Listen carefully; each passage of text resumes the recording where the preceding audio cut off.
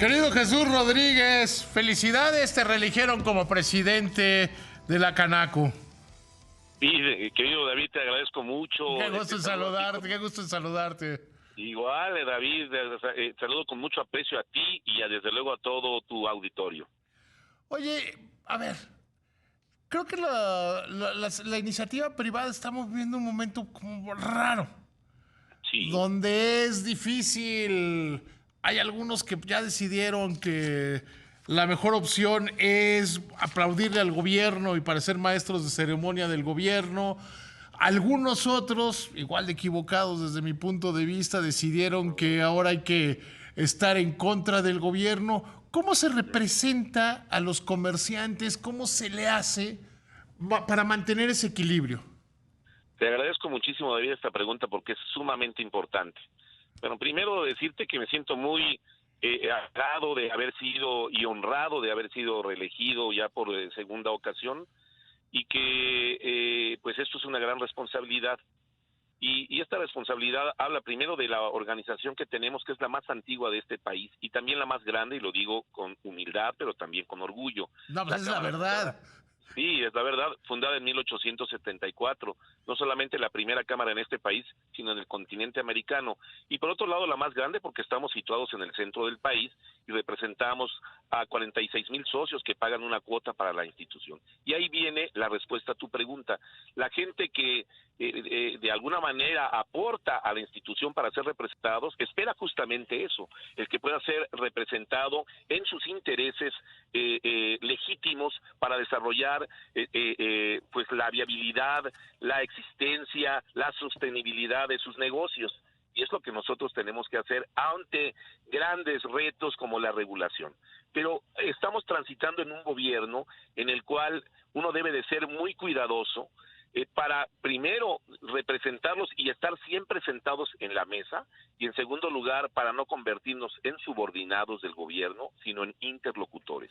Y es lo que hemos tratado de hacer en esta gestión, mi querido David. Y te pongo un ejemplo muy claro de lo que ha pasado en la Cámara de Comercio respecto a una realidad hoy en la Ciudad de México con el sector comercio. Nosotros identificamos grandes temas que ponen en riesgo a los empresarios. Entre ellos, tal vez el más lacerante, se llama una regulación excesiva. Es decir, si yo quiero ser empresario, tengo que cumplir con una cantidad de requisitos que además se reiteran con cierta periodicidad, algunos cada año, algunos cada 2 años, algunos cada 3 Y años. algunos son federales, otros estatales y otros locales. Y a veces son redundantes entre ellos, ¿no? Son redundantes y lo dices perfectamente, pero además no tienen a veces los mismos criterios cuando piden lo mismo textualmente en lo federal y en lo local. Y esto pues genera sin duda alguna un conflicto para el desarrollo comercial de esta ciudad y para la subsistencia de las empresas, porque muchas de ellas terminan por cerrar sus cortinas cuando ya no pueden con tanta regulación y se pasan justamente a la informalidad, que por cierto hay que decirlo, hay más informalidad que formalidad en el país. Entonces, ¿qué hicimos y cómo trabajamos con el gobierno ante estos retos? Bueno, nuestra misión fue desregular, lo conversamos en su momento con quien fuera la jefa de gobierno y hoy candidata, el decir que estábamos en un riesgo muy alto porque después de la pandemia que habían cerrado gran cantidad de empresas, para volver a restituir estas empresas que se pasaron a la informalidad, teníamos que ser atractivos y no podíamos serlo con tanta regulación.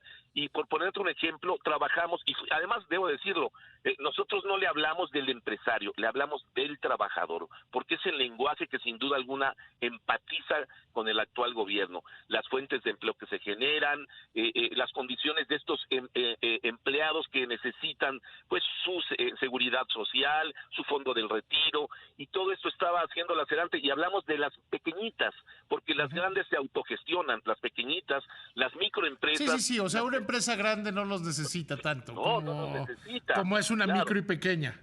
Claro, y nos necesita a lo mejor en distinta proporción y con otras necesidades, otro tipo de necesidades. Pero estas pequeñitas forman el 54% del Producto Interno Bruto de este país, forman 7.5 de cada 10 empleos y son 9.5 de cada 100 empresas. Entonces se convierten en la columna vertebral de la economía y sobre ellas tenemos que trabajar. Y logramos la desregulación más importante en 30 años en esta ciudad. Y esto, para poder llegar a esta desregulación, hubo la necesidad de modificar 5 leyes. La ley de establecimientos mercantiles, que es la más importante, la ley de protección civil, la ley de derecho a la tierra, ya la que para términos reales es la ley del medio ambiente, la ley de agua y la ley de publicidad exterior. Logramos hacer cosas que en realidad nos enorgullece, porque esto significa menos carga para los empresarios, lo que genera... Y menos corrupción. A mayor número de trámites, mayor corrupción. Totalmente de acuerdo, mayor trámites y particularmente la protección civil, la cual cualquier persona de cualquier alcaldía encargada de la protección civil tenía la facultad o tiene la facultad de clausurarse y considera una persona que hay un riesgo inminente. Y este riesgo inminente puede ser que encontraron aceite tirado en el piso y te cierro, o puede ser que su extintor estaba caduco o bajo de presión y te cierro. Y ante eso, pues la corrupción se pone en primerísimo lugar. Que no encontraron el billete, el sobre amarillo y te cierro. Efectivamente. Entonces, mira, algo que me parece que es importante que conozca la ciudadanía en esta ocasión, y particularmente los empresarios, es que el programa de protección civil, que era una obligación anual, la logramos llevar a 5 años. Era costosísimo, hoy lo pueden pagar en 5 años. Los pequeños negocios, no importaba su grado de riesgo, tenían que hacer su programa.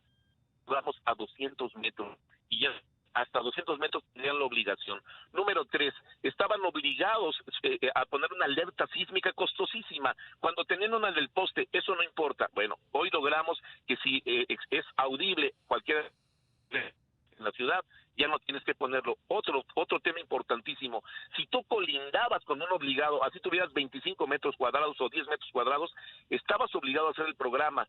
Eso era inaudito. Hoy, si colindas, el obligado simplemente comparte su programa contigo y tú haces un plan de emergencia. Todo este tipo de cosas verdaderamente sí redundaron en beneficio de el comercio organizado de esta ciudad, y esto permite, sin duda alguna, menores costos, menos corrupción, a menores costos, precios más competitivos, mayores ventas, generación de empleo. Entonces, la fórmula es, creo que la adecuada. Hay mucho por hacer, mi querido David, son muchos los temas, son muchos los retos, pero justamente cuando entramos en una época como la que estamos viviendo, que es una coyuntura electoral, entonces es cuando existe el interés de los gobiernos para escucharte y para accionar contigo en beneficio del sector empresarial, que también están buscando y que desde luego este sector también pues se convierta a lo mejor en un votante para ellos.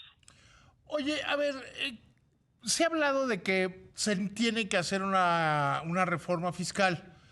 Gente como el subsecretario Gabriel Llorio de Hacienda dicen, pues más que una reforma fiscal, lo que sería es que más gente pague impuestos. Lo decías, en el comercio, pues más de la mitad no pagan. ¿Cómo hacerle? Mira, sin duda alguna lo que está pasando en este momento, que además tiene grandes complejidades, que la gente pague sus impuestos, porque ni siquiera es sencillo, tienes que llevar a cabo una declaración que te incorpora forzosamente el contratar a un especialista para que pueda llevar a cabo solamente el pago de las contribuciones. Pero en esta complejidad lo que tenemos que hacer es generar las facilidades para ampliar la base contributiva y entonces le vaya mejor al país. Y esto nosotros consideramos, y lo hemos propuesto al propio Llorio, que simple y sencillamente bancarizando, la gente pudiera pasar a la formalidad. Es una alternativa en donde ya claro, una organización... teniendo clips y, claro, y todos estos medios de pago formalizan a la empresa. Formalizas a la empresa, amplías tu base contributiva, generas desde luego un beneficio para estas empresas que podrían inclusive, lo que hoy se utiliza en la mayoría de los países desarrollados, el pago a través de tarjeta, ya ni siquiera el efectivo forma parte. Entonces creo que esta es la única manera en donde pudiéramos incorporar a esta informalidad a la formalidad y que gocen de los derechos que se necesita. Un comerciante comerciante informal, y nosotros no los criticamos, cada quien se tiene que ganar la vida como lo considere adecuado, pero con tanta regulación pues invitas a que se genere esta informalidad o se potencialice. Pero esta gente también no goza ni de una seguridad social, ni tampoco de un fondo para el retiro, y esto habla de que en un futuro no van a tener una vida digna, y nosotros como sector empresarial nos preocupan ellos mismos y queremos que se formalicen, no solamente para que exista una competencia en igualdad de condiciones, sino también para que sean beneficiados particularmente la gente que se desempeña en estas actividades comerciales. Querido Jesús, no podría estar más de acuerdo contigo. Te agradezco mucho la charla y felicidades. Gracias a ti, David, te aprecio mucho, y gracias a ti y a todo el auditorio un saludo muy afectuoso. Que te vaya muy bien.